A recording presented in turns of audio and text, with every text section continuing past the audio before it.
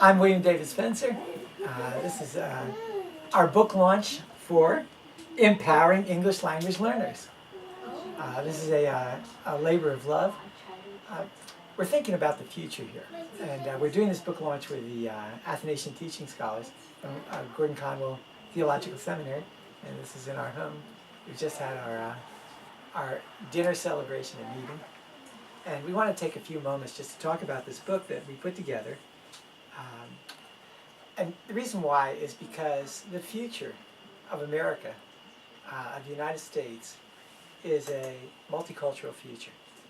I saw today that the latest statistics are that 13% of our population is African American, 17% of our population is Latino and Hispanic. So if you put those together, that makes about 30%. Now, it's hard to tell what the majority population is because everybody else gets grouped together in huge groups. And yet, English language learners can be people who've just arrived from Russia, people who've arrived from Germany, people who've arrived from Poland, from Brazil, from really all over the world. People who have just arrived from Africa, from South America. This is a global time. And we thought that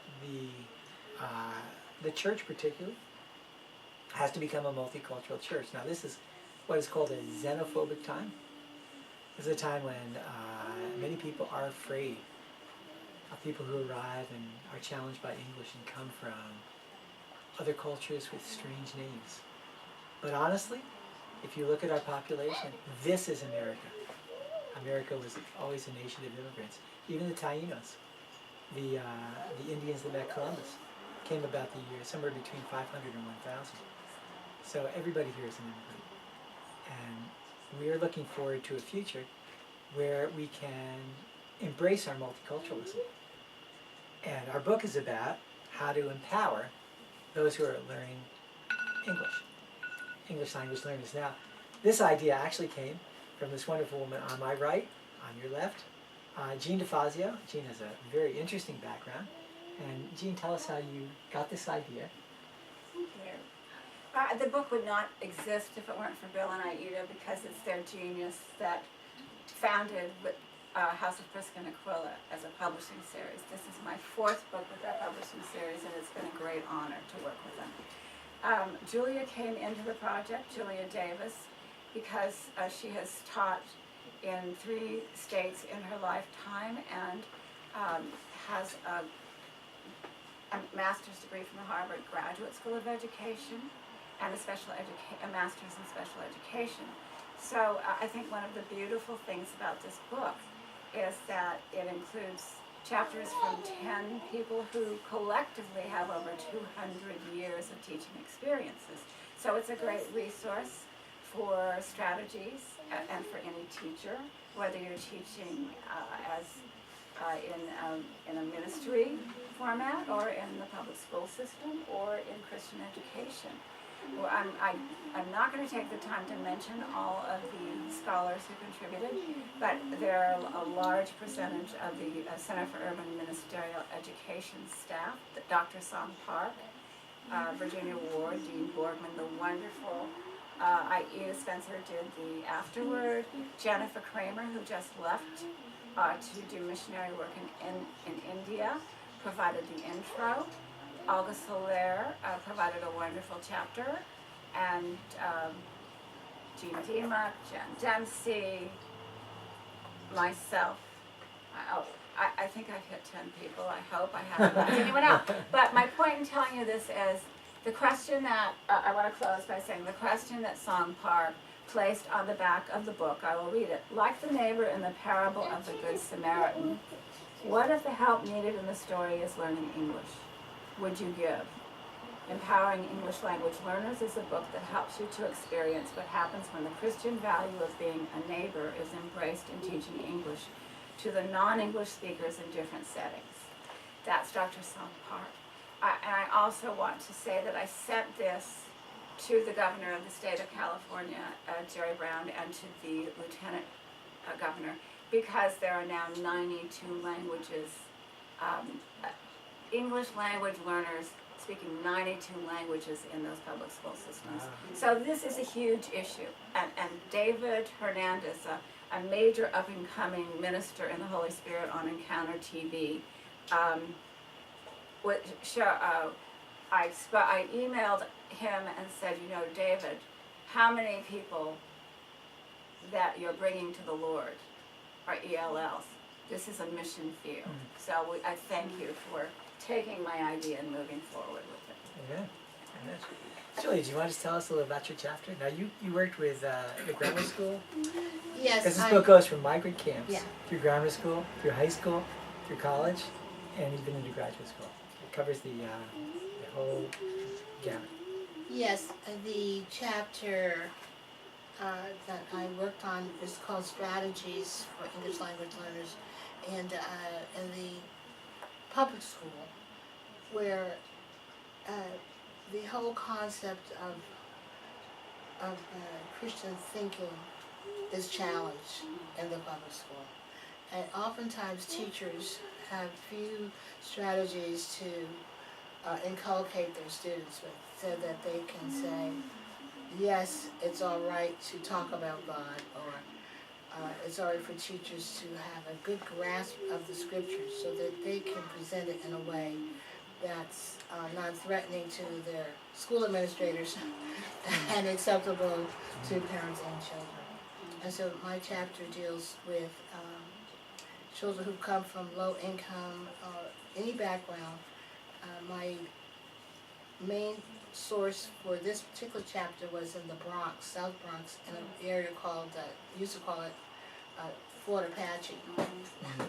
And it was that name because many people were murdered or killed, and the children would have to step over bodies of people who had OD'd. So this is quite a challenging learning environment for them to come to school. And so they needed to have the hope and solace of a teacher who could give them comforting words that they could overcome this.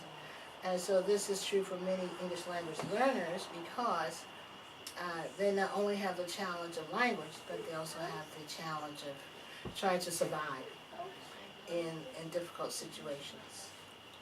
I see your finger is up.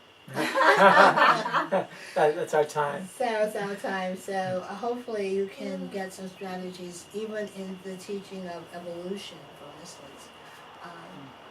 Because my teaching experience covered from Child Development Center all the way through high school and the first year of community college.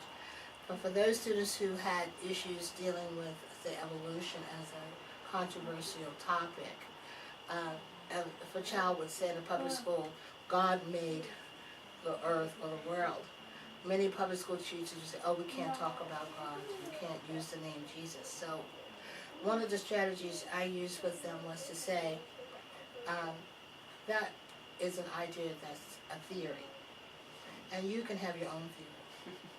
So how do you think it came about? How do you think the world or earth came into existence? So when anyone would challenge or try to say something, well, it is a theory. There's nothing they can really argue against that. So if a child has the confidence to say and to speak up, to offer their opinion, then they have the opportunity to do so without feeling penalized. So these are some of the concepts or ideas we present in this chapter. So hopefully you'll read it and enjoy. Thank you. Thank you. Now, Aida, Athanasian Spencer, a world-renowned scholar. Many people don't realize this, but English was kind of like a second language for you, because you were actually born in a non-English speaking country, and you did the afterward. Do you want to share anything about your experience? Yeah, Jordan, to do the afterward, I had to read every chapter. And I enjoyed it all. I thought so many practical suggestions, as well as theories from a Christian perspective, why Christians should be involved. And as you mentioned, I was born in the Dominican Republic, my mother from Puerto Rico, my father from Holland, so my home was English language learners, and then, of course, the country. So actually, I was originally taught English, Spanish, and Dutch, and the three were too much for me. I got mixed up, and so they had to settle. They taught me first Spanish and then added English, and unfortunately the Dutch dropped by. So my mother would speak to me in Spanish, my father in English. And all my upbringing was a dual language. And as I read the chapter, suddenly the thought came to me, when Adam and Eve were kicked out of Eden, they became English language learners. They had to learn the language of earth, no longer the language of heaven. So in that sense, all of us have English as our second language. If we think that our heavenly language, which we may not know now, but we may know in the future, is really our first language. Well, you can see it's an exciting book. It's from Stock, one of the most innovative publishers ever to grace the world. You can find it on the net or go to the Stock website and get a decent discount, or you can get in touch with us at the House of Prisca and Aquila, and we have a discount for you as well.